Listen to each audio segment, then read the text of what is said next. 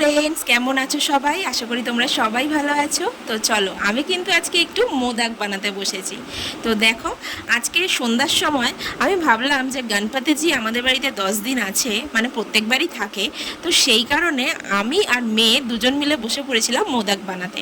তো প্রত্যেক বছরই বানাই, তাই ভাবলাম এবছরও বাপ্পার জন্য বানাতে থাকি। আর এই দেখো, মোদকটা ছাঁচ দিয়ে বানালে কতটা সুন্দর হয়। হ্যাঁ, আমি কিন্তু একদম মহারাষ্ট্রিয়ান স্টাইলেই কিন্তু মোদকটা বানাচ্ছি। আর আমার মেয়ে এখানে দুষ্টামি করছে। তো সব মোদকগুলো বানিয়ে নিয়েছি। তো চলো, এবার এই মোদকগুলোকে একটু ভাপিয়ে নেব। তো এইখানে আমি দেখো জল গরম করতে বসিয়ে দিয়েছি। তো এইটাতে ভেবেছিলাম প্রথমে আমি মোদকটা মানে ভাপাবো, কিন্তু এটা এতটা বড় আর এত অসুবিধা হচ্ছিল, তাই জন্য দেখো আমি এই কড়াইয়ের মধ্যে করে ভাগে ভাগে করে করছি।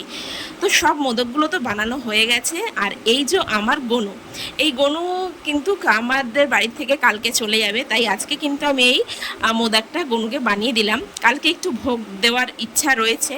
তো চলো, এই যে আমি আমার গনুকে একটু পুজো করে নিই। আর তোমাদের কীরকম লাগলো ভিডিওটা অবশ্যই কিন্তু জানিও। তা আজকে আমাদের বাড়িতে কিন্তু গনুর যাওয়ার আগের দিন। তো ভিডিওটা যদি ভালো লেগে থাকে অবশ্যই কিন্তু একটা লাইক, শেয়ার আর সাবস্ক্রাইব করে নিও। তো চলো, আজকের মতো এখানেই টাটা বলছি তোমাদেরকে। আবার আরেকটা ভিডিওতে চলে আসব। আর পুজো তো হয়েই গেল, আর ততক্ষণে এই পুজোর একটু প্রসাদও আমি খেয়ে নিই। তো চলো, টাটা, বাই, সবাই ভালো থেকো।